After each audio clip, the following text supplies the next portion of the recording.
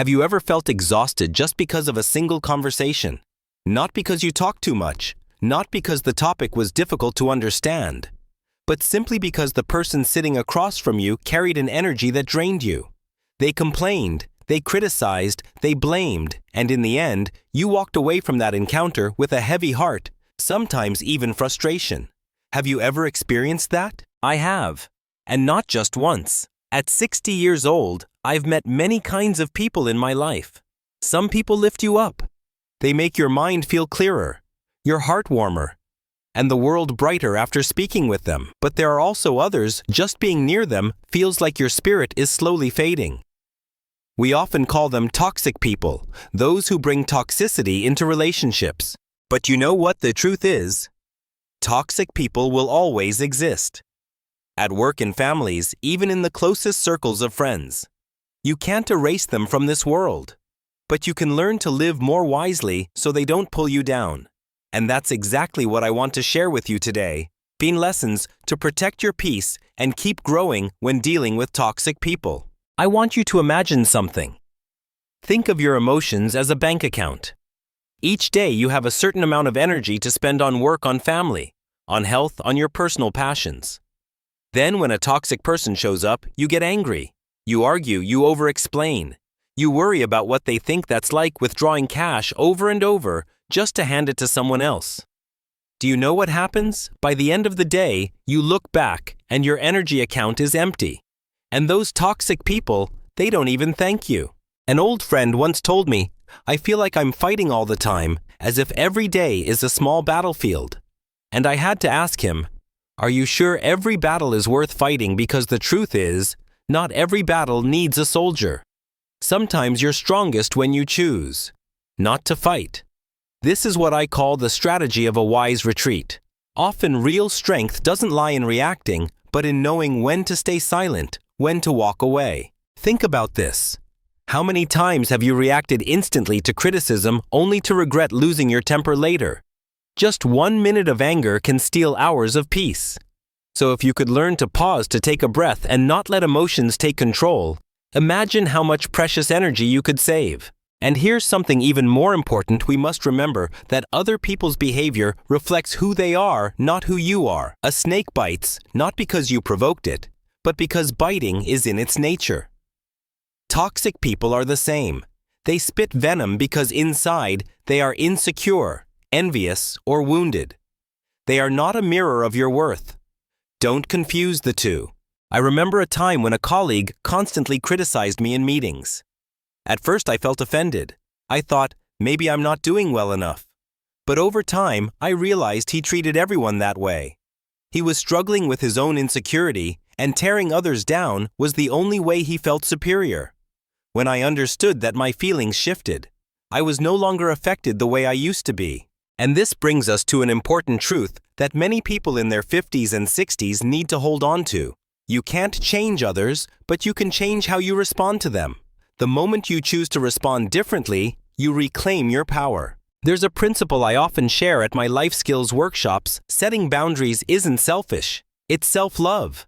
Think about it. A house has a gate. Not because the owner hates the neighbors, but because the family needs a limit to protect their safety. Boundaries are the same. They're not walls to shut out the world, but gates that let you decide who can come in and how far. If you don't set boundaries, other people will set the rules for you. I know many older adults often think I'll just put up with it for the sake of peace. But from my experience, constant tolerance isn't always the answer. One time then, a second, then a third. Over time, you're teaching others that they have the right to cross your boundaries. And when that happens, you're the one who ends up hurt the most. Let me ask you, have you ever wondered why you try so hard to seek approval from people who will never see your true worth? That's a common trap. When you pour your time and energy into convincing a toxic person that you matter, you're walking down a road with no exit. Because the truth is, they'll never change their perspective. Instead, invest that energy in healthy relationships with people who uplift you and respect you. And you know, one of the greatest gifts of reaching our 50s and 60s is the ability to look back at life with calmness and perspective. I've realized that sometimes silence is the most powerful response. Toxic people often want you to react. They need your anger to justify their attacks. But when you smile, stay quiet and walk away, you not only regain control, but you also send a message: I will no longer let you control me. I want you to picture this. You walk into a dark room and someone blows out all the lights. You can choose to stay and argue in the dark, or you can choose to walk out and find the light. That's your choice. And the moment you step outside, you reclaim freedom for your soul. My dear friend, when we talk about boundaries, many people often misunderstand them as distance, like building tall walls to isolate oneself. But in reality, boundaries are an art of protecting your peace, while still opening your heart to meaningful relationships. And today, I want to take you deeper into 15 important lessons that I believe if you carry them into your daily life, you will find your spirit stronger and your heart lighter. 1. Know who deserves to be close to you. I often tell my students, not everyone has the right to enter your inner world. That doesn't mean you should doubt everyone, but you must distinguish between those who uplift you and those who drain your energy. Have you ever met someone who leaves you exhausted after a conversation, while another person makes you feel recharged and inspired? That's the difference. You have the right to choose. At 60, I've learned that the quality of life doesn't lie in the number of relationships, but in the value of those relationships. 2. Focus on what you can control. Toxic people often make us want to change them. But the truth is, you cannot control their thoughts or actions. What you can control is your response. I remember a colleague who constantly criticized me. If I had tried to argue back, every time I would have burned out. But when I learned to focus on what I could do, staying calm, doing my job well, things shifted. That's when I realized my energy should go toward nurturing myself, not toward trying to change someone who has no desire to change. 3. Set boundaries with consistency. Boundaries are not just words. They require consistency. Once I had a friend who constantly called me just to complain.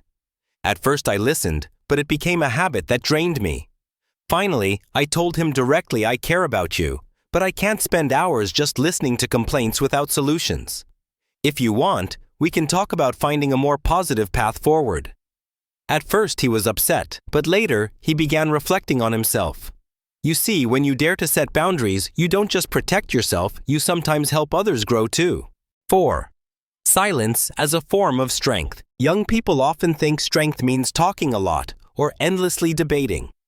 But the older I get, the more I realize silence can sometimes be stronger than 1,000 words. Toxic people often want you to react so they can continue attacking. When you stay silent, you take away that power. Silence isn't weakness. It's a wise choice to preserve your inner peace. 5. Stop seeking approval from the wrong people. How many times in life have you exhausted yourself trying to prove your worth to those who never truly valued you? I've been there, and I realized it's a trap. Toxic people will never acknowledge your worth because inside they're filled with envy or insecurity. Instead of wasting your energy there, invest it in people who genuinely appreciate you. 6.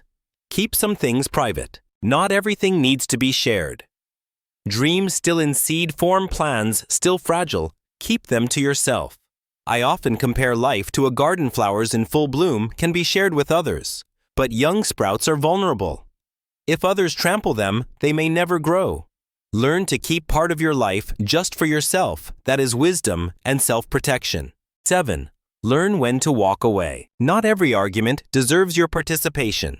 Not every relationship needs to be maintained. One of the most important life skills is knowing when to walk away. Walking away is not failure. It's a choice to protect your soul. You don't have to slam the door shut, but you can gently step into another room where there is more light. 8. Don't let anger control you. I've let anger dictate my actions before, and I almost always regretted it. When angry, we say things we don't mean and do things with long-lasting consequences. Psychology research shows that if you delay your reaction for just 90 seconds, your body has enough time to calm down.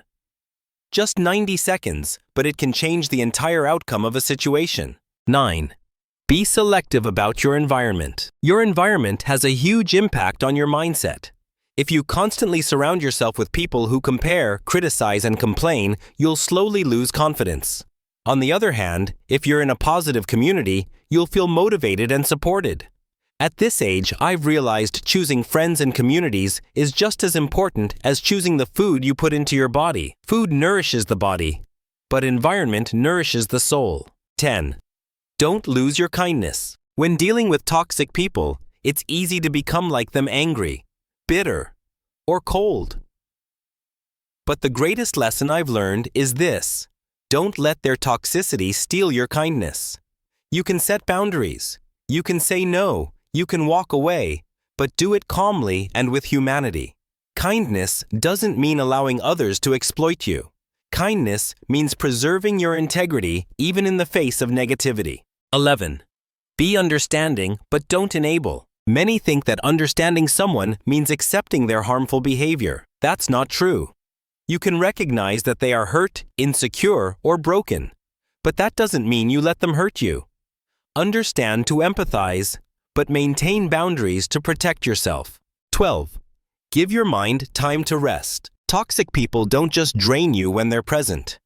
Sometimes even after they're gone, your mind keeps replaying their words and actions. I've learned a simple trick when haunted by those thoughts. Give your mind rest through positive activities: walking, listening to music, meditating, reading. Don't let emotional wounds deepen just because you keep replaying them in your head. 13. Build inner strength. In the end, nothing is more important than building inner strength. Toxic people can only hurt you if you have gaps inside: insecurities, lack of confidence, loneliness. When you learn to love yourself, accept yourself, and grow in confidence, you'll find yourself far less affected. I once witnessed a friend who completely transformed after years of meditation and journaling. She used to be deeply wounded by criticism, but after building a strong inner life, she could smile and simply say, "Thank you for your opinion," and then carry on without a second thought. My dear friend, I know everything I've shared sounds simple, but applying it in real life is never easy. Yet remember, maturity doesn't happen overnight. It comes from small choices, step by step. And every time you choose to protect your peace in the face of toxicity, you're sending yourself a powerful message: I deserve a better life. My dear friend, we've walked quite a long journey together. From recognizing toxic people, to learning how to set boundaries, to protecting our inner peace, and finally, to building a life strong enough not to be shaken by the chaos around us. And now I want to take a little time with you to reflect, to let things settle, to remind ourselves of one simple truth. Everything we've just explored is ultimately about one thing: freedom and peace of the soul. A picture for you to imagine. I want you to picture your life as a house. That house has windows, a porch, a garden, and a bedroom deep inside. You can invite many people to sit on the porch sipping coffee with you.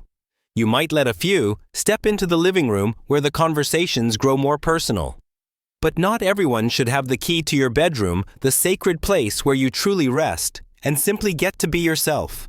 Personal boundaries are exactly like that. The older you get, the clearer you realize not every door has to be open. You have the right to choose who gets to come in and who should stop at the threshold. That's not selfishness, it's wisdom. Silence is not avoidance. Many people ask me, if I stay silent, does that mean I'm weak? I often smile and reply, no. Silence at the right moment is a form of strength. Silence helps you conserve energy. Silence helps you see things more clearly before you act. And most importantly, silence allows you to hear yourself, the very voice that in the noisy rush of life we so often forget to listen to. An old friend of mine, now 72, once told me, "The day I learned to stay silent was the day I began to feel free." It sounds simple, but perhaps that is one of the greatest secrets of maturity. Keeping things to yourself to let them grow. Remember this: not every beautiful thing in life needs to be put on display. A seed needs time hidden beneath the soil, time to sprout to take root before it can rise into the sunlight. If you expose it too soon, you might kill it. Dreams are like that. Tender plans are like that. Even your small daily joys are like that. Allow yourself to keep a few things private. Privacy isn't about hiding, It's about creating safe space for yourself to grow. True freedom doesn't come from how much money you have, how many people know your name, or how many followers you collect on social media. Real freedom comes from knowing exactly who you are and not needing to prove it to anyone. I've met people who are very successful yet exhausted from constantly maintaining their image. And I've met others, ordinary, unnoticed by most, whose faces radiate serenity and happiness. The difference, one side is always proving themselves. The other side has already accepted that they are enough. And you know what? When you no longer depend on other people's approval, that is when you are truly free. A question for you. I want you to pause for a moment and ask yourself, how many years have I overshared just to seek approval from others? How many times have I felt drained from explaining choices that only needed me to understand? How often have I let others step too far in shaking the trust and peace inside me? If your answer is too many times, then perhaps today is the new beginning. The beginning of reclaiming the gates of the house that is your life. Start with something small. You don't have to change your entire life overnight. No one does that, but you can start with one very small step. Choose one thing to keep just for yourself. Maybe it's a new habit you're not ready to share yet. Maybe it's a little dream you're still nurturing. Maybe it's just one quiet afternoon that you reserve for yourself no one else needs to know. Hold it close. Nurture it. Protect it. And one day, you'll realize something beautiful. That privacy, that silence has given you a new kind of strength. My dear friend, at this stage of life, I've learned something. Life is not measured by what you show to the world, but by the peace you protect inside. Remember, peace does not come from applause. Happiness does not come from proving you're better than someone else. Freedom does not come from being able to say everything you want. Peace, happiness, freedom. They come from knowing when to open your heart and when to keep it safe. Let silence be your companion.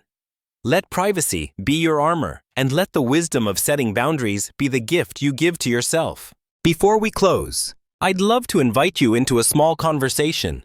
Please share in the comments below. What is one thing you will keep for yourself to protect your peace? I truly want to hear your answer, because every story you share not only inspires me, it inspires this whole community walking alongside us here on this channel. And if today's video brought you value, don't forget to hit like, subscribe, and turn on the notification bell so you won't miss the next videos, where I'll continue sharing life lessons and experiences to help you live stronger, calmer, and more meaningful each day. My dear friend, thank you for staying with me till the very end of today's journey. Before we part, I want to leave you with one simple reminder. Life is not measured by what you put on display. It is measured by the peace you hold within. Protect your boundaries, protect your peace, and protect that inner strength no one can take away. See you again in the next video.